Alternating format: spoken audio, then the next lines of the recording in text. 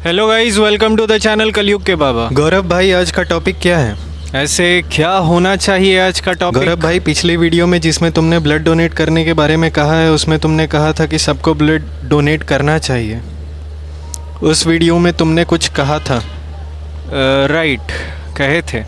दूसरा पॉइंट बहुत इंपॉर्टेंट ये है कि जब हम ब्लड डोनेट किए तो हमारे दोस्तों ने कहा कि भाई तुम अपना ध्यान रखना, कुछ दिन तक बहुत ज़्यादा हैवी वर्क मत करना, हैवी वर्कलोड मत लेना, बिकॉज तुम्हारे बॉडी में अभी ब्लड का अमाउंट कम है। ठीक है, it can be dangerous for your health. लेकिन जिस दिन हम ब्लड डोनेट किए उसी दिन की बात बता रहे हैं, हमको रेस्ट करने का टाइम नहीं मिला। ब्लड डोनेट करने के बाद हम क्लास लेने गए शाम को, इवनिंग में, और क्लास लेने के बाद रात में हम 4-5 किलोमीटर पैदल चलकर घर गए। ठीक है, तो अब मेरे अंदर इतना एनर्जी था कि हम चले गए। बट आज जो यंग बच्चा है ना, उसके अंदर इतना एनर्जी नहीं है कि वो बेड पर से उठे अपने बैग में से कॉपी निकाले। वो अपने मम्मी को बोल रहा है, अपने दादा दादी को बोल रहा है, अपने ग्रैंड पेरेंट्स को बोल रहा है, मम्मी दादा दादी मेरे बैग में से मेरे कॉपी को निकाल दो, मेरे बैग में से मेरे बुक्स को निकाल दो। तो यार वो यंग है, उसका बॉडी एनर्जेटिक होना चाहिए अभी। बट इसके विपरीत उसके जो ग्रैंड पेरेंट्स हैं वो उससे ज़्यादा एनर्जेटिक हैं। ये चिंता का विषय है। हम ऐसा बोले थे क्या? तुम ये बोला था कि नेक्स्ट वीडियो में इस टॉपिक पर बात करेगा। ये भी ठीक है।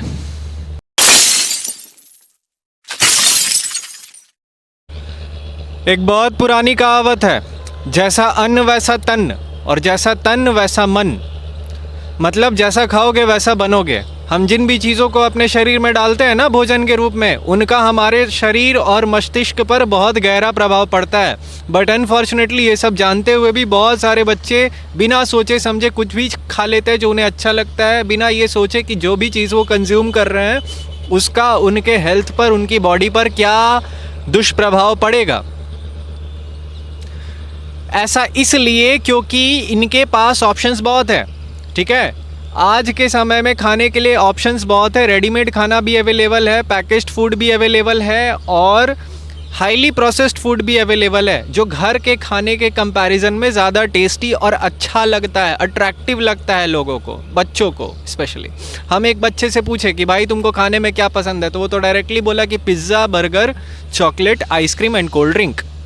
हम तो उससे ये पूछे कि भाई तुमको भिंडी कैसा लगता है, तुमको कद्दू कैसा लगता है, तुमको पालक कैसा लगता है। उस बच्चे का रिस्पॉन्स था, छी बहुत बेकार लगता है।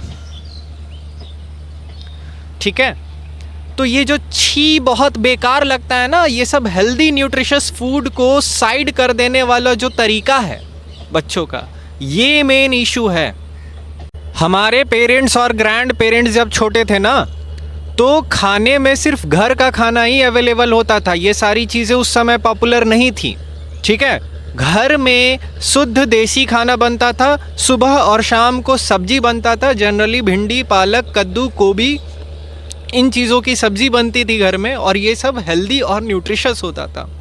भिंडी में अगर बात करें तो विटामिन ए, सी, के और B6 होता है, along with minerals like calcium, magnesium, iron and potassium. और इतना ही नहीं, भिंडी खाने का बहुत सारा हेल्थ बेनिफिट्स भी है। वेट लॉस में हेल्प करता है, डायबिटिक पेशेंट्स के लिए हेल्पफुल होता है, कैल्शियम होता है इसमें, तो ये बोन्स को भी स्ट्रॉन्ग बनाता है। ठीक है, प्लस भिंडी इम्यूनिटी को बूस्ट करता है, चूँकि इसमें विटामिन सी होता है। विटामिन सी जो है, जो कि एस्कॉर्बिक एसिड जो इसका केमिकल नेम होता है, ये आयरन के एब्जॉर्प्शन में भी बॉडी को हेल्प करता है। और ये सिर्फ बात भिंडी की नहीं है, जितनी भी हरी सब्जियां हैं उसमें विटामिन ए, के, सी, मिनरल्स में कैल्शियम, आयरन, पोटेशियम भरपूर मात्रा में उपलब्ध होता है। अगर आप पालक को भी देखेंगे ना, तो पालक में भी vitamin A, vitamin C, vitamin K होता है, आयरन, पोटेशियम, कैल्शियम होता है। क्लास 6 के साइंस बुक में ये बात चीख चीख कर बताया गया है कि fruits and vegetables are rich in minerals and vitamins.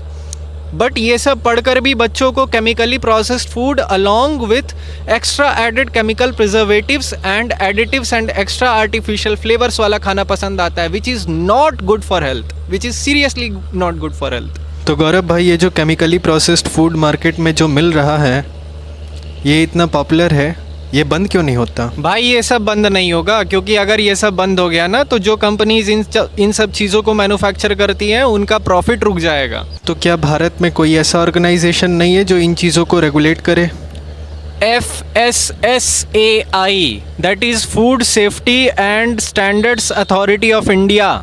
इसका काम है आम जनता के लिए जो बाज़ार में खाद्य पदार्थ उपलब्ध हैं, आम जनता के सेवन करने के लिए जो खाद्य पदार्थ बाज़ार में उपलब्ध है वे सेवन करने हेतु सुरक्षित है या नहीं, इस बात की पुष्टि करना।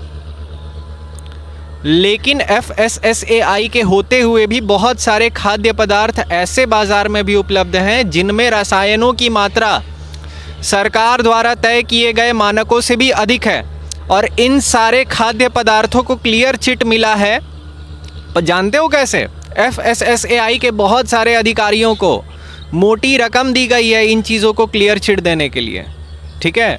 और FSSAI ऐसे चीज़ों को क्लियर चिट दे देती है, फिर इन चीज़ों का विज्ञापन सेलिब्रिटीज़ करते हैं पैसे लेकर।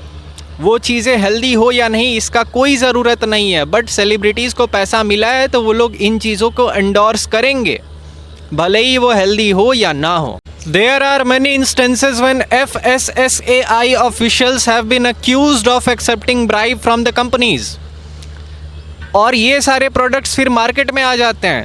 बहुत बार ऐसा पाया गया यार, रिसेंट केस देख लो लास्ट ईयर का मुंबई में, ठीक है।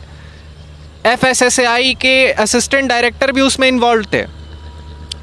तो यार ऐसी चीज़ों का विज्ञापन ये बोलकर दिखाया जाता है ना कि यार ये सारी चीज़ें स्वास्थ्यवर्धक हैं, ये सारी चीज़ें स्वास्थ्यवर्धक है, but in reality they are making you weak and unhealthy. फिर इन चीज़ों का विज्ञापन सेलिब्रिटीज़ प्रमोट करते हैं, विज्ञापन दिखाया जाता है मीडिया में, टीवी पर, और ये सारी चीज़ें धड़ल्ले से बिकती हैं मार्केट में और लोग खरीद लेते हैं इन्हें और उपयोग में भी लाते हैं। कुछ दिनों पहले मेरे फीड में एक रील आया था, पहले तो ये रील देखो। If you were evil and wanted to destroy America, how would you do it?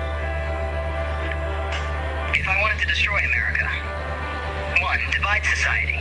Encourage division across political, racial, and ideological, creating a population that's more easily influenced and less informed. 3. Damage public health. Promote widespread use of unhealthy foods, chemicals, and pharmaceuticals, leading to chronic illness and dependency. वैसे तो reel में America की बात हो रही है, but यहाँ पर अमेरिका के बदले कोई भी दूसरा देश हो सकता है। और थर्ड पॉइंट सुनकर तो समझ ही गए होंगे कि हम क्या कहना चाहते हैं।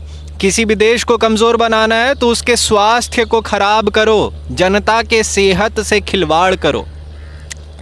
और भारत में मैक्सिमम पैकेज्ड फूड प्रोडक्ट्स ऐसा है जिसमें फूड कलर का यूज़ होता है। बहुत सारा ऐसा जंक फूड है भारत में जिसमें फूड कलर का यूज़ होता है, और बहुत सारे लोग भारत में इस भ्रम में जी रहे हैं कि जितने भी फूड कलर्स यूज़ होते हैं फूड में, पैकेज्ड फूड में, वो सब सेफ़ हैं। सारे फूड कलर सेफ़ नहीं हैं, बहुत सारे फूड कलर्स ऐसे हैं जो अनसेफ़ हैं। इस पर काम होना चाहिए। That's it. जय हिंद, जय भारत।